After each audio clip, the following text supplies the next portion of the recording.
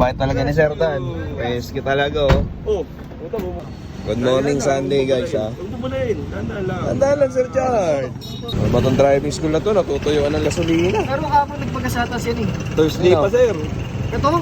Utang na. Oo. Rescue na ni Sir Dan oh. Ang bait talaga ni Sir Dan. Rescue talaga oh. Oh, ito bubuksan yung wood. Oh, ba't mo bubuksan yung wood, sir? Di ba? Sige ka, sir. Dito. Ayan. Nakailang pa start ka? Ha? Nakailan? Mga dalawa lang. Dalawa tapos namamatay? Namamatay. Oh, bus mo na. Tandaan lang ha. Rescuer natin talaga oh. For Sunday.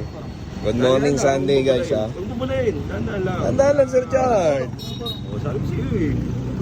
Yan. Pag mga ganyan, kunyari abunuhan mo. Hindi, Abunuhan mo na agad. Huwag mo na lumayo. Saka ka abunuhan. Hindi mo nakapagas. Pagdating dito, nakalimutan ko, sabi ko kay Joyce, tara, punta tayo no. Biglang uminto. Anong feeling Sir Chard? Matiri ka. Para alam na namin yung feeling. Sakto lang. Sakto lang. Sayang ang tato. Sayang ang tato. Dalawang kotse oh. Nasaan si ano? Si Efren. Okay, Saka sali. puntak yan. Ito na nga, ginagawa na. Maghintay kayo. Basta, easy ka pa. DDC ka pa sir. Ha? Sir Chard, DDC ka ngayon. Hindi ako pwede. Bakit? Pinauwi na yung susyante mo eh. Sabi mo. Sino? Chard. Saka hindi yan yung takip niyan. Grabe oh, pawis talaga si Sir Dan oh. Sayang. Sayang. Sayang ang gel. Sayang Angel. Sayang Angel.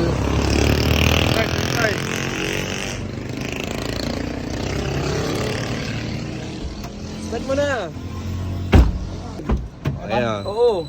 Hindi naman karburador yan na. Ang habilin. Yan. Uy. Oh, naka-aircon eh. Uy.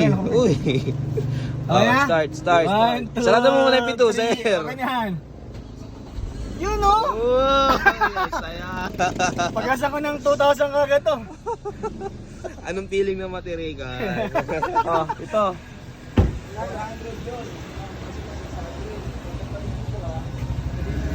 Okay, sama na ako. Sa sea oil. Ah, sige. Sama na ako. Okay.